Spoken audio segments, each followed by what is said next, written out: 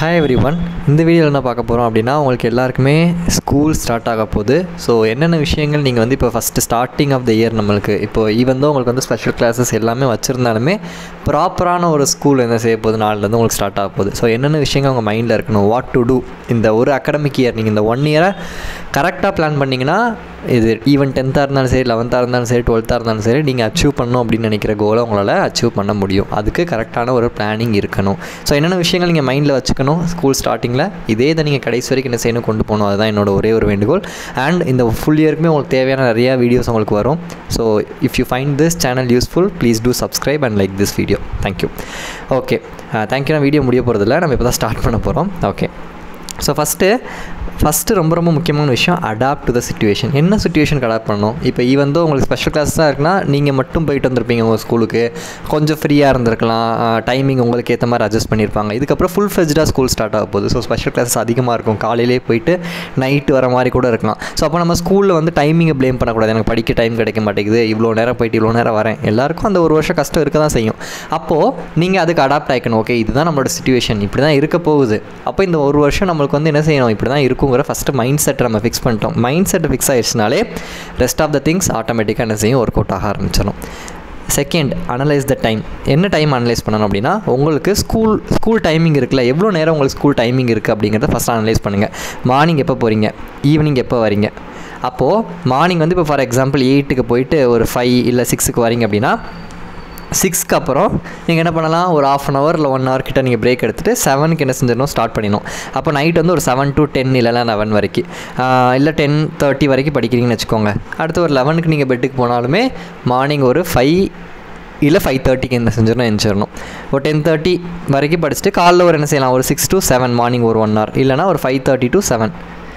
அதாவது மினிமம் ஒரு 6 hours of sleep இருக்கணும். அதை மட்டும் என்ன செஞ்சுக்கோங்க, மைண்டில் ஃபிக்ஸ் பண்ணிக்கோங்க. நீங்கள் எத்தனை மணி வரைக்கும் படிக்கிறீங்க, இப்போ சில பேர் வந்து லேட் நைட் வரைக்கும் படிப்பாங்க. அப்படி படித்தாலும் 6 hours ஆஃப் ஸ்லீப் என்ன செய்யுங்க, கண்டினியூஸாக மெயின்டைன் பண்ணுங்கள். ஏன்னா ஸ்லீப் இஸ் வெரி இம்பார்ட்டன்ட். அப்போ தான் கொஞ்சம் நம்மளுக்கு ரிலாக்ஸ் கிடைக்கும். அப்போ தான் நம்மளுக்கு ஃப்ரெஷ்ஷான செய்யும், அந்த டே போகும். தூக்கம் இல்லாமல் நம்ம படிச்சுக்கிட்டே இருந்தோன்னா அந்த டே வந்து அந்தளவுக்கு ஃப்ரெஷ்ஷாக போகாது, அப்படியே ஒரு மாதிரி மந்தமாகவே போகும். சரி, எப்போதுமே அந்த 6 hours of sleep, 6 to 7 hours of sleep எந்த செய்ய மெயின்டைன் பண்ணுங்கள். ஸோ ஈவினிங் ஒரு 3 hour படிக்கிற மாதிரியும், மார்னிங் ஒரு 1 to 1.5 hour படிக்கிற மாதிரியும் என்ன செஞ்சுக்கோங்க, ஷெடியூல் பண்ணிக்கோங்க. இல்லை நீங்கள் நைட் நல்லா படிப்பீங்கன்னா நைட்டு படிச்சுட்டு நீங்கள் என்ன செஞ்சுக்கலாம், தூங்கிக்கலாம், ஒன்றும் பிரச்சனை இல்லை. ஸோ உங்களுக்கு டைமுக்கு ஏற்ற மாதிரி என்ன செய்யணும், you have to analyse the time and create a schedule. உங்கள் டைம் உங்களுக்கு தான் தெரியும். இப்போ நான் வந்து ஒரு ஷெடியூல் போட்டு கொடுக்க முடியும், பட் ஸ்கூல் யாருக்கு என்ன டைமிங்கிறது உங்களுக்கு தான் தெரியும். அதை அனலைஸ் பண்ணி நீங்கள் என்ன செய்யணும், ஷெடியூல் உங்களுக்கு டெய்லி ஓகே ஒரு 4 hours உங்களுக்கு வந்து நீங்கள் செல்ஃப் ஸ்டடி, இது வந்து ஸ்கூலில் கொடுக்குற ஒர்க்குக்கு நான் சொல்ல, செல்ஃப் ஸ்டடிக்கு சொல்கிறேன். ஸோ செல்ஃப் ஸ்டடிக்கு அட்லீஸ்ட் 2 to 3 hours நீங்கள் என்ன செய்யணும், டெய்லி ஸ்பெண்ட் பண்ணணும். ஸ்கூல் ஒர்க்குக்கு ஒரு 2 hour நீங்கள் ஸ்பெண்ட் பண்ணாலும் 2 to 3 hours செல்ஃப் ஸ்டடி நீங்கள் தனியாக பிளான் போட்டு படிக்கிறதுக்கு டைம் ஒதுக்கணும்.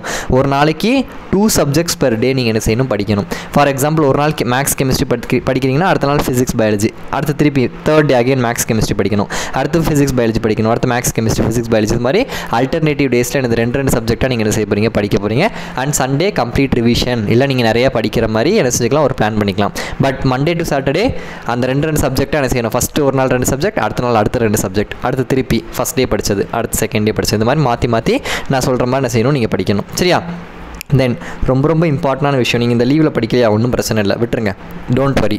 பட் இப்போ படிக்க ஆரம்பிங்க. இப்போ படிக்க ஆரம்பிச்சிங்கன்னா அந்த 600 out of 600ங்கிறது நம்மளுக்கு இம்பாசிபிள் இல்லை, இட் இஸ் பாசிபிள்.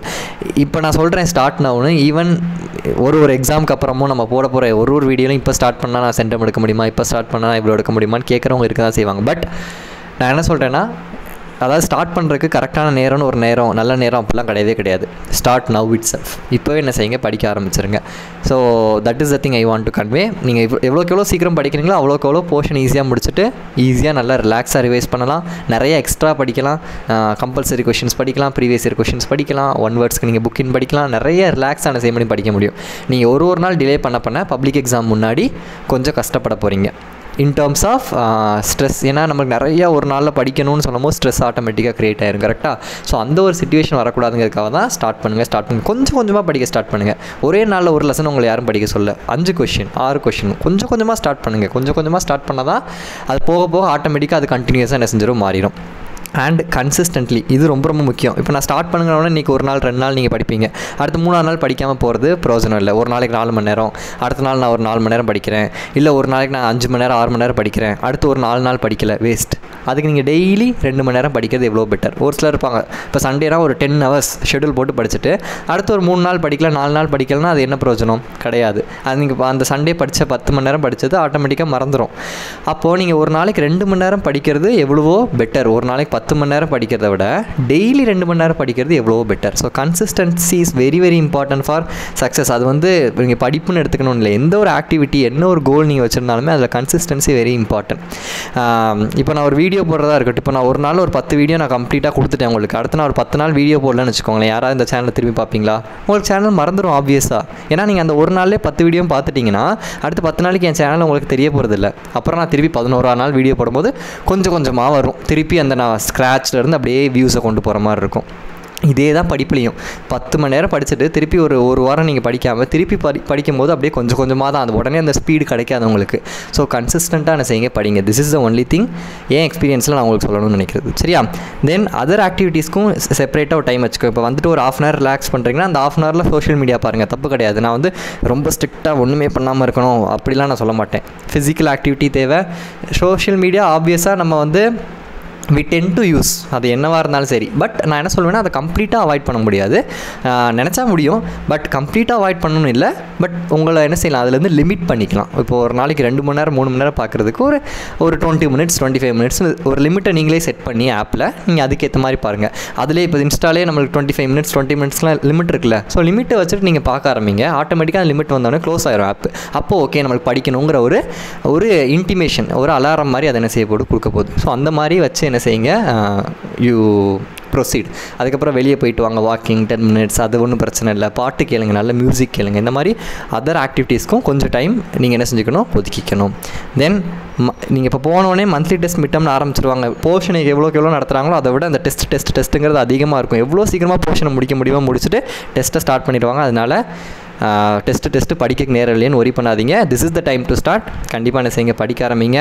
கண்டிப்பாக அந்த 600 out of 600 அப்படிங்கிறது பாசிபிள். ஸோ இப்போவே உங்கள் கோலை ஃபிக்ஸ் பண்ணி மூவ் டுவர்ட்ஸ் இட். உங்களோட கோல் என்ன, எவ்வளோ நீங்கள் எடுக்கணும், என்ன அச்சீவ் பண்ணணுங்கிறத கமெண்ட்டில் சொல்லுங்கள்.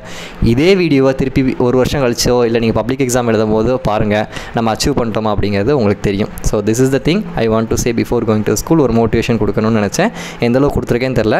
மோட்டிவேஷன் அது ஒரு நாள் 2 நாள் இருக்கலாம், அப்படியே அது மறந்துடும்.